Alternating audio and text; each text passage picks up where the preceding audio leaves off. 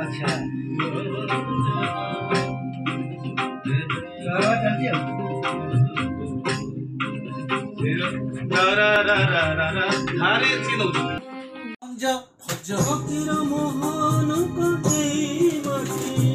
श्री रामचंद्र भंजक माटी हरे Krishna Mahadev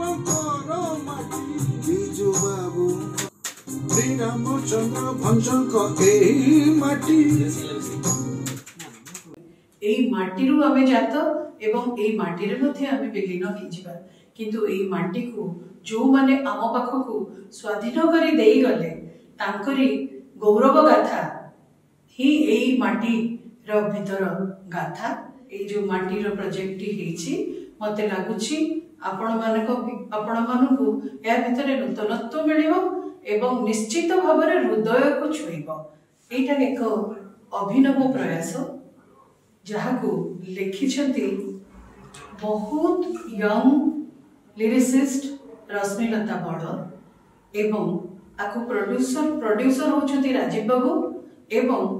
are composer होचंती Shri Rajkishore गुच्छायत जे भल निर्देशक एवं गायक मध्य तेणु से माटी को आपण माने निश्चित भाव में अपेक्षा करिवे सुनिबे ए जो माटीर प्रोजेक्ट हेछि मो छोट भाई बंधु राजकिशोर गुच्छायत संगीत निर्देशन रे मु गोटे एमती गोटे गीतर गोटे पाठ गाइली मत गायकी मत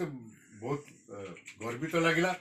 जे ओडिशार माटी को लेकिन ओडिशार बरपुत्र माने जो मैंने ओडिशा को समृद्ध करचंते ओडिशार साहित्य संस्कृति संगीत को समृद्ध करचंते सेही भलिया बरपुत्र मान को लेकिन गीत लिखाई रश्मिलता बड़ लिखिचंती एवं ओडिशार प्राय 50 जन संगीतज्ञ गायक गायिका वरिष्ठ कलाकार प्रणव पट्टनायक आरंभ करी कनिष्ठ कलाकार पर्यंत समस्ते एथिरे कंठदान करचंती एवं मते सेथरु सुजोग मिलची गोटे लाइन गाइबार एवं से गोटे लाइन गायिकरी भी मु खूब आत्मतृप्ति लाभ करिछि जे एमती गोटे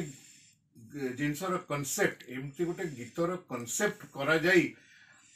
आपण मान को सामना को आनिबार प्रचेष्टा करा जाईछि सेहि पई मु धन्यवाद दोछि एई संगीतर